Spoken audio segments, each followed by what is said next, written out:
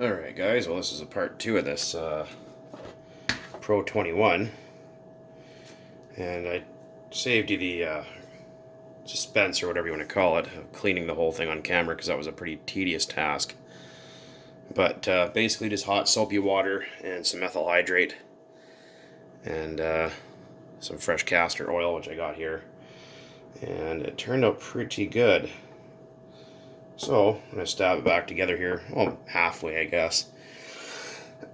Some of the other parts are sitting there in some super clean because they're disgusting, so I was gonna film most of it, but I also was running out of camera space or video space. So just take some castor oil, spread it on everything, because when you clean steel parts, you want to make sure it has a coating of oil after, because it will rust quickly. In frame, yeah. And it turns like butter, nice and smooth, just like how it should be. For how terrible this engine looked, it actually turned out really nice. So it's going to get jammed right back to where it came from, right back in that buggy. So it should be pretty good, because I was going to stick, like I said, my Pico 26 in it, but now I don't have to. So that's a bonus.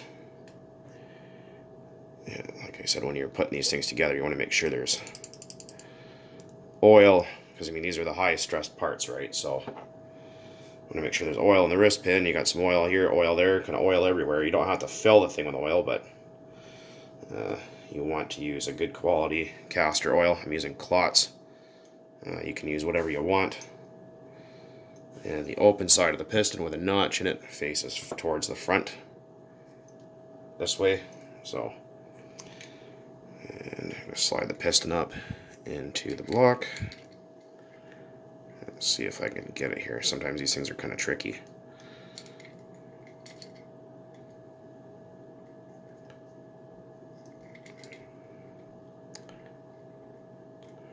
Sometimes what I do is I actually just pick up, make sure your pliers are clean. Just be careful and just pick up the connecting rod and just drop it on to the crank pin and just kind of rotate it until you find its spot, and it'll kind of, there you go. Oh, wasn't in frame, sorry about that. Kind of pop together just like that. We're going to take our sleeve, which has been also cleaned. I'm going to put, you don't need a lot, you don't want too much in there, but a little smear oil in there too. That way everything is lubricated for its first start. And just line up the piston. There's also a notch cut in the sleeve to line up with a dowel in the block. And it should turn over nicely with no binding. This turns over beautifully, so good to go. And it does still have, I can feel a pinch at the top, so this motor will still run. And next we're just going to slap the cylinder head on it and possibly the carburetor. So don't forget your head shim, important, because if you don't have that, your engine will not run. So we take our head screws and just give them a little shot of oil on the threads, because they were all dry since I cleaned them. And I'm going to slap our cylinder head back on. I think it went this way. Pretty sure it did. Yeah, because it sits, well, whatever, it doesn't really matter, but let's see. Yeah, there we go. Line up the holes. And I'm not going to film putting all the screws in because there's no point. So I will return. Okay guys, we're back. So we also got our carburetor. I think it went on that way. Wasn't paying attention, but we are going to put just a little, actually not going to put castor on there. I'm just going to use a little bit of spray oil here just to ensure everything kind of goes together smooth. Also, make sure your O-ring is there. This one didn't have an O-ring up here, so obviously didn't come with it. And it sits in the truck this way. I'm looking at it from across the room. So yeah, it goes that way. Alright.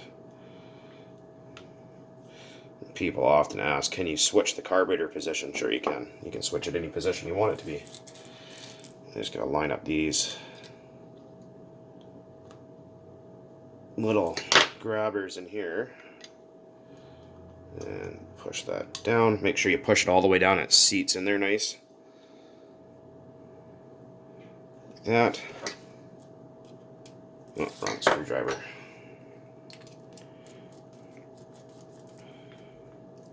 There's no need to go around sealing up everything with silicone. There's no point to it really, because everything's sealed by O-rings usually, so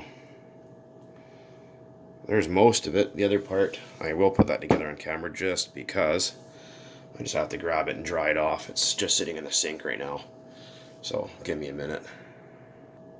Okay guys, we're back.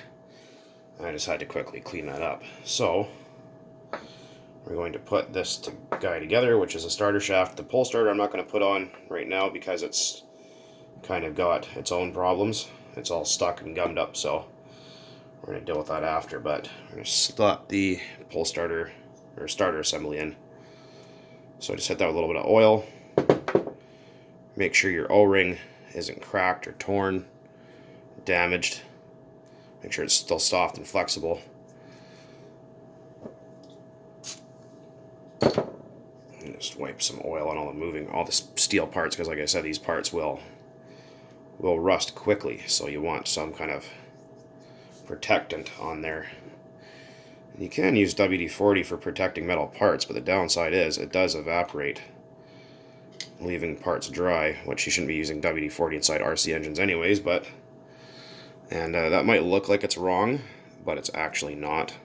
That's just how it sits on this engine. It's kind of sideways, which I thought was neat. And throw the screws in, and she'd be done for today.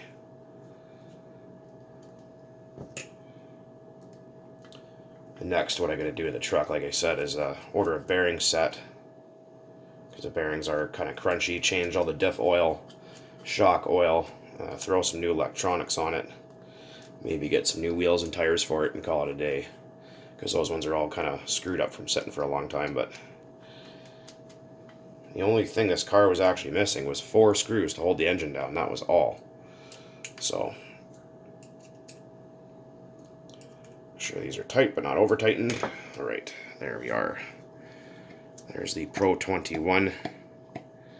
It's still got pinch left at the top, so should be an alright engine, I think. Maybe we'll even throw it on the test stand one of these days and fire it up. So let me know if you guys want to see that before it goes back in the car. And just a couple drops of oil in that piston there, so that way it's always nice and lubricated. Ready for startup. I'm going to put a new glow plug in here and go from there. But anyways guys, so there she be, all done, except for a few things. Like I said, I got to fix the pull starter and deal with the clutch because it's a mess. Not in bad shape, just all corroded and rusted. So there's the inside of the clutch bell. It's all full of rust. So still got to do a lot of cleaning, but there it is for now.